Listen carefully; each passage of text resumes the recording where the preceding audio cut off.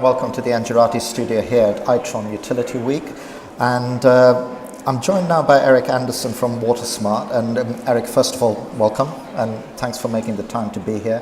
And one of the things that we were talking off air about is, and it's interesting for me to be here, is some of the needs for infrastructure investment in water. Some of the need for investment in wet infrastructure and so on. But one of the good things about a good interviewer is to let the interviewee talk. So can we start off on that? What's your position around that sort of area? Yeah, well, it's common in these conferences, and even in the keynote speaker this morning, there was a point that was people like to talk about the problems, but not about the solutions. So we'll touch briefly on the problem, which is the lack of investment in infrastructure in the water system, particularly in this country, and I'm sure in other countries around the world. And depending on which research you read or which analyst you speak to, it's somewhere between $1 trillion to $5 trillion that are needed to rehabilitate and modernize the water delivery system in this country to keep it available and clean and pure and to rebuild all this. And also, just from a purely physical standpoint, there are areas in this country where the water delivery is over vast distances as well. So that must add another complexity to things as well. Yeah, distance matters.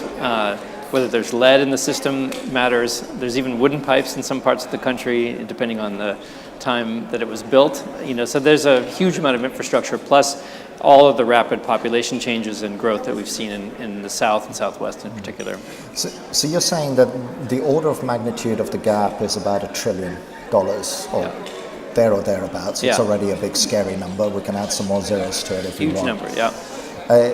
What are you seeing about how that is being addressed? So Bluefield Research out of Boston did a report recently that said over the next 10 years, they expect about $500 billion in capital spending. So that's great that the utilities are planning to spend $500 billion over 10 years, so $50 billion a year, but that still leaves a huge gap that's unfunded. So the challenge for the community here is that how are they going to overcome that gap between what's needed and what funds are available today. And what are you seeing about that? Because again, in preparing for this interview, I was reading up things on your website, and I was telling you off air, I leveraged some of my analyst relationships, and I read a few reports. And you said something a little bit around the need for stakeholder engagement. So can we break that down a little bit? So who are the stakeholders, and how do you see that engagement working? Yeah, the stakeholders are many. I mean, obviously there's the regulators in the communities and states in which these organizations operate.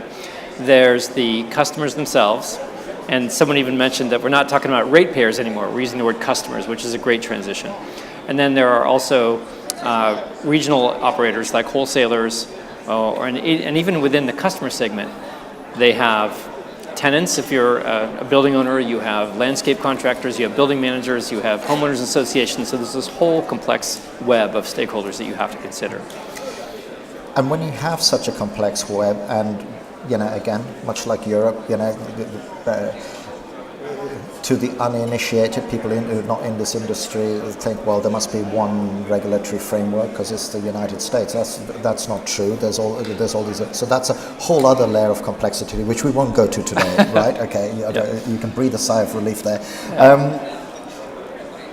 But how do you bring that complexity together and actually translate it into something where you can start opening up capital in order to solve some of those problems?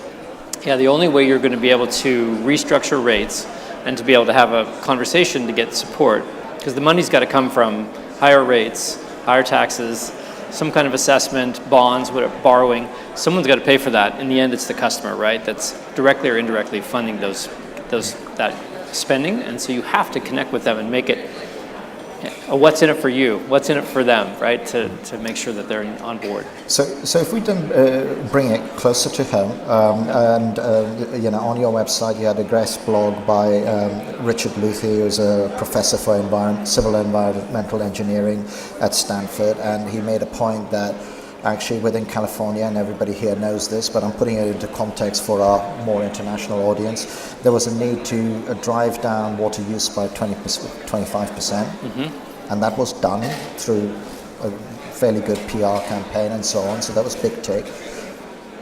But at the customer side of things, the rates actually went up. So there's a bit of a disconnect. Hey, I'm saving all this water, but my rate is going up. But what's that all about? How do we engage with people at the receiving end of this who are not in the industry? So you can't have a big long conversation with every single one. How do you create that engagement? Yeah, and that's really how WaterSmart was born, from that need to be able to connect with customers, not in a mass communication or broadcast medium, which has historically been one way that utilities communicate. The second way being the bill, and that's also not a great moment to interact with your customers. So what we came up with was a way to address. We were born out of the conservation challenge in California, and we bloomed into a whole communication platform for utilities. So part of that is stakeholder engagement. So we have to say, every customer needs to be like a snowflake. Everyone's unique, everyone's different. Your home is different, your business is different. You have an apartment, you have a big yard, you have a small yard, you have a swimming pool. How do you connect with that customer in a meaningful, actionable, relevant way, one by one, in a mass customization kind of a communication method, so that what I'm hearing is relevant to me, and so that I get an understanding, well, wow, I do need to save water because of this drought, for example. But in other parts of the country, it may be, well, I need to help get behind this rate increase because I care about public health, I care about the value of water, I care about what's available to the community, so I need to do this. And how do you then use that information? So that's one side of things, right? So you're engaging with consumers, you're trying to drive some sort of behavioral change, there's a part of education and so on. And from what you're saying, how engaged are people with this exercise? And I suppose water is slightly different, it's an essential need as well. So how do you square that as well? Yeah, part of it is communication, as I mentioned, but also you have to give the consumer resources and tools and advice that's relevant and actionable and useful to them. So when we got into this, we decided that, for example, Itron has this amazing leak detection capability, and so we said, well, how can we leverage that to not just say to the customer, hey, you have a leak, but hey, you have a leak, and here are 10 things that you can do about it, and we're going to walk you through a step-by-step process to identify where the leak is in your home, how to protect your property, how to take care of this yourself, and how does that help the utility? They don't get the angry phone call from the high bill, or the complaint, or the surprise, bill that comes in the mail. And we're giving resources and tools to the customer around whether it's leak detection, water quality, affordability programs, all these things that there's something in it for the customer, right? That's what we're trying to do. It's not just about advice. And what sort of environment, from an infrastructure point of view, do you need to do? Because it's always one of those things. I mean, you're a software company, right? And the evolution of your software program and your software algorithms are, at one level, also beholden to the amount of sensors and the type of sensors that you're getting the data back from. Where are we in that evolution where, leak detection is a thing that is provided? Are you seeing that being provided as a service? Will you guys provide it, or is that the utilities for, is there anything in that sort of interplay between a third party being able to provide some of those services as well? Yeah, and the way we approach it is that we are behind the curtain, so to speak, for the utility. So anything that we do as WaterSmart, we brand as the utility. So whether it's a leak detection from an AMI system or any sort of customer engagement, we're putting ourselves backstage and putting the utility front stage, because that's who the utility has to earn the love and support from their community. And so we really focus on making sure that all of our resources are available for the community in the name of the utility.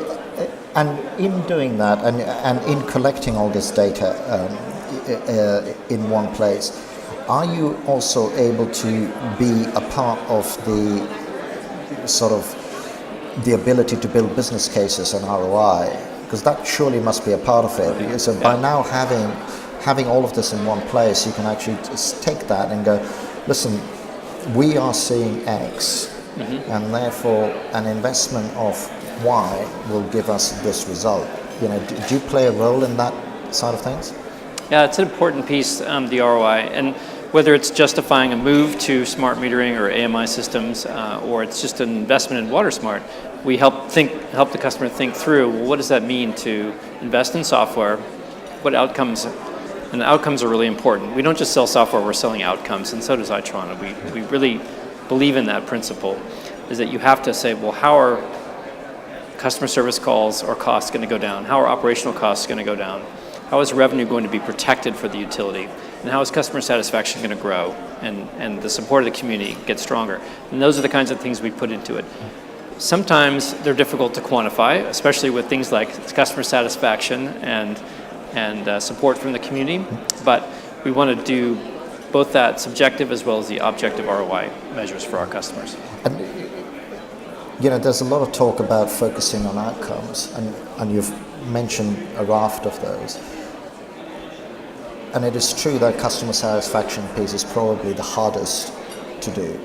How important is it actually? Isn't it an outcome? The customer satisfaction outcome is directly related to operational efficiency. I want my tap to work when it turns on.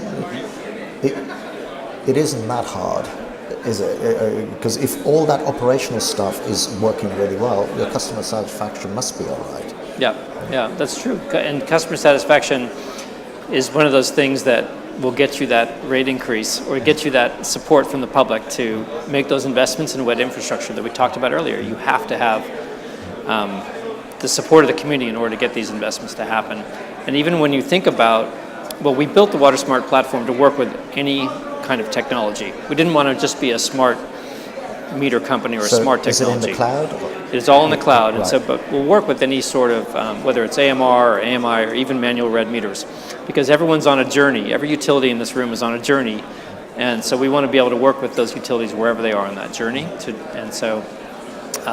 But helping make that bridge to AMI, because so many are going to be moving to advanced metering infrastructure, we want to be there to help them immediately bring benefits to the community as they roll that out. Because if you wait until the very end of such a project, no one really cares, right? You want to know, well, we're doing this huge investment in AMI, and you're going to win from the first day, dear customer. And just as we're coming to the end of our time here, are there certain things that you're working on where you would actually like to see the industry work faster? Because it's always one of those push and pull effects. I mean, okay, we can't ignore the regulatory effect of this as well. I mean, I was talking to a utility exec and he said, listen, we're innovating as fast as the regulatory environment is. You know, we can't go any faster.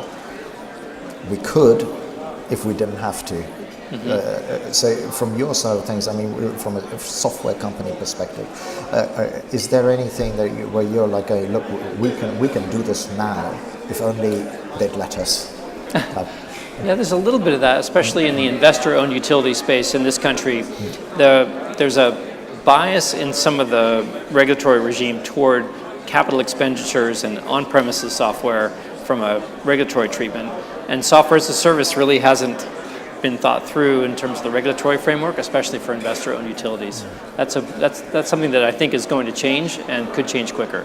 And so just to finish off on that point, so it is still from a regulatory perspective, which is stopping the SaaS adoption. Particularly in the investor-owned utility space, that's true, yeah.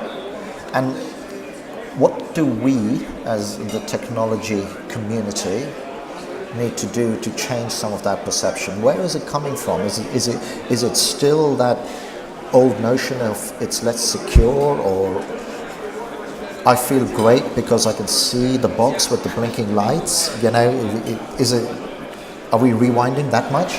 There may be some of that going on, but I think it's I think that there's a historical bias, from an accounting principles and revenue recovery perspective in the regulatory framework, again, for investor-owned utilities. For municipal utilities, a lot of them are happy to embrace the cloud because we see them say, gosh, I don't have the security infrastructure that Microsoft spoke about earlier today. I don't have the IT chops to pull this off, all the backups and recovery and all the sophistication. And they're much more happy to work in an OPEX thing rather than a CAPEX write-off type thing. Yeah, absolutely. We're seeing that as absolutely.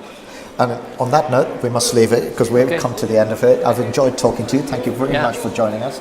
And thank you as well for watching. It's another interview at ITRON Utility Week in association with Engerati. Thanks again.